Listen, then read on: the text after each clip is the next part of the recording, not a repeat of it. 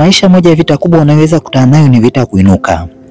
Wakati wote unapokuwa labda kwenye biashara, kwenye siasa, kazini kwako, kwenye kipawa au kipaji ambacho Mungu amekupatia, kuna wakati utafika utahitaji kuvuka viwango na kwenda viwango vya juu zaidi. Sasa ukishaanza kile kiwango cha kuinuka, ukishaanza kung'ara, pale huwa kuna na mapambano makali sana. Cha ajabu zaidi, watu wengi ambao watakuwa wanapambana na wewe ni wale watu ambao hujawatarajia kabisa. Mara nyingi pana watu fulani ambao huwa tushaweka katika akili yetu kwamba hawa watanisapoti, hawa watanisaidia, hawa watakuwa pamoja na mimi. Sasa moja kati ya frustration ambayo tunaweza kukutana nayo ni kwamba watu ambao uliokuwa unawaamini, watu uliokuwa unawafikiria kwamba watakusaidia, watakusapoti katika kule kuinuka kwako, wanakuwa kinyume na wewe. Na moja kati ya maswali ambayo unayoweza kujiuliza ni kwamba kwa nini huyu mtu ambaye ndiye nilitarajia kwamba atanisapoti lakini hayupo pamoja na mimi? Kwa nini huyu nilitarajia kwamba awe pamoja na mimi lakini ananipinga? Kwa nini yeye ndio anayezunguka, hataki nipate kicheo? Kwa nini hataki nipate hizi platform? Sasa kuna vitu ambavyo unatakiwa uvielewe kwamba unapoanza kuinuka kuna mambo matano ambayo unatakiwa kuyajua. Kundi la kwanza la watu wanaokupinga ni wale wasiokuamini. Wewe unajiamini. Unaamini unaweza kuwa msanii mkubwa, unaamini unaweza kuwa mfanyabiashara mkubwa, unaamini unaweza kuwa mwanasiasa mkubwa, unaamini kwamba unaweza kuwa mtu mashuhuri sana katika nchi hii. Lakini nataka nikwambie kwamba kuna watu ambao hawakuamini kabisa. Wanaamini hapo ulipo sasa hivi, lakini hawaamini vile ambavyo unavyotaka kuwa kesho. Kwa sababu hawakuamini, watakupinga tu. Watu wengine wataona kama unapoteza muda tu, wengine wataona kama unajidai, wengine wataona kama vile una nyama kuu kuliko uwezo wako. Kwa hiyo watakachokifanya ni nini? Watakachokifanya ni kukupinga. Sio tu kukupinga, lakini watatengeneza hata hila za kufanya usipate kile ambacho unachotaka. Kwa hiyo kuna watu ambao hawakuamini, na ndio maana katika maisha ni muhimu sana kupata watu ambao wanaokuamini na wanaoamini katika ndoto yako, kwa sababu la sivyo utakuwa frustrated. Na watu wengi wanaishia njiani kwa sababu wanafika kipindi ambacho watu wanakuwa hawaamini. Na ipo hivi, sio kila mtu lazima akuamini ili ufanikiwe kwenye maisha yako. Unahitaji watu wachache tu ili uweze kufanikiwa katika maisha yako. Kwa hiyo kuna watu watakupinga kwa sababu hawakuamini. Lakini kundi la pili, kuna watu ambao wanakupinga kwa sababu wanahofu utachukua nafasi zao. Wewe unaona kama kila kitu kipo kawaida tu. Wewe unaona kama kila kitu ni sawa tu. Kama mimi nataka kuwa mfanyabiashara mkubwa, mimi nataka kuwa mwimbaji mkubwa, mimi nataka kuwa msanii mkubwa, mimi nataka kusoma niongeze elimu yangu nipande cheo katika nafasi yangu. Ndugu yangu, kile unachokitaka wewe kuna mtu tayari amekalia. Kwa hiyo kuna watu ambao watakupinga sio kwa sababu hauna uwezo, ila anahofu kwamba wewe utakuja kuchukua nafasi yake. Kwa hiyo kuna vita ambayo mtu anakuwa anakupinga kwa sababu ya hofu ya wewe kuja kuchukua nafasi yake, na hiyo vita huwa haiangalii. Ndio maana unakuta kwamba wewe una cheo kidogo sana, wewe una mtaji mdogo sana, wewe una nafasi ndogo sana, lakini anayekupinga ni mtu mkubwa, ana kila kitu na amekuzidi kwenye kila kitu. Unabaki unashangaa, mbona huyu kanizidi katika kila kitu? Yeye haangalii ulipo leo, anaangalia unapoenda kesho, anaogopa kwamba kesho utachukua nafasi yake. Kwa hiyo kuna watu watakupinga unapoanza kuinuka katika maisha yako kwa hofu kwamba wanaogopa kwamba utachukua nafasi zao. Kundi la tatu ni wale ambao hawapo pande mmoja nao. Unajua hapa duniani kuna kitu kinaitwa timu.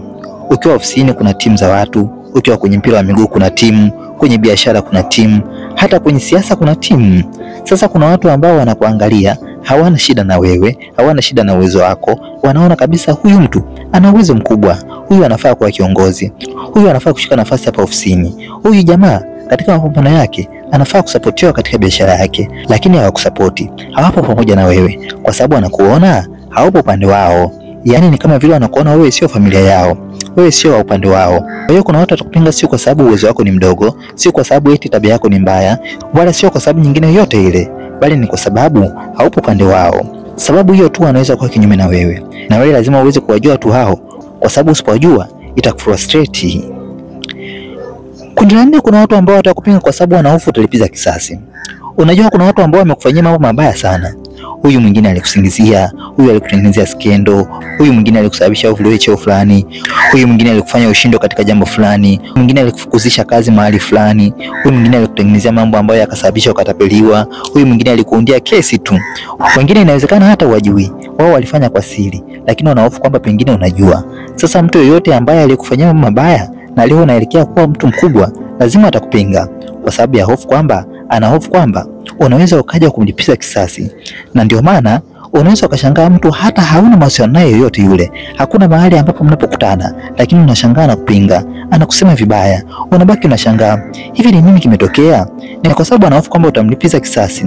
kwa sababu akili yake inamwambia kama angekuwa yeye angepata nafasi hiyo, lazima angelipiza kisasi. Kwa hiyo na yeye anawaza kwamba huyu jamaa akipata hii nafasi anaweza na yeye akalipiza kisasi.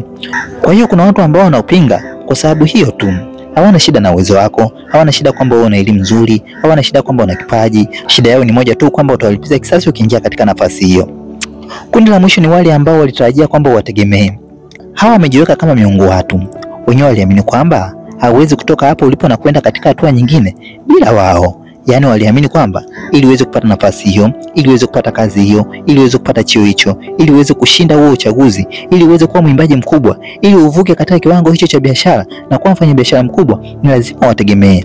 Walijiona kama miungu watu na kusema kwamba tutaona, bila mimi huyu atoboi. Wakiona umefika katika hatua ambayo hawakuitarajia na hujawatumia wao, hujawahitaji wao, wala hujawategemea wao, lazima watakupinga. Unajua kwa nini wanakupinga? Wanakupinga ili wathibitishe kitu walichokisema kwamba uweze kufika mahali bila wao. Kwa hiyo hawakupingi kwa sababu umewakosea. Unaweza kujiuliza, mbona huyu mtu sijamkosea? Mbona sijamfanya kitu chochote kile kibaya? Kwa nini ananifanyia hivi? Ni kwa sababu alijiaminisha na kujilipiza. Wakati mwingine anaweza kuwa hata aliwaambia watu kuwa huyu hawezi kufika mahali popote bila yeye. Sasa akianza kuona kwamba unaenda mbele na kupiga hatua bila yeye kusaidia chochote, anaumia. Anataka kuthibitisha kwamba huwezi kwenda mahali popote bila yeye. Ataanza kukupinga, atakuchafua, atakuharibia jina. Anaweza kuanza kuwapigia simu watu hata kuambia kwamba wasikusapoti, ili mradi tu aonyeshe kwamba bila yeye hauwezi kufika mahali. Cha ajabu ni kwamba Mungu atawashangaza, kwa sababu anaweza kumtumia mtu mwingine na wala sio wao, na ukafika kule unakotaka kwenda.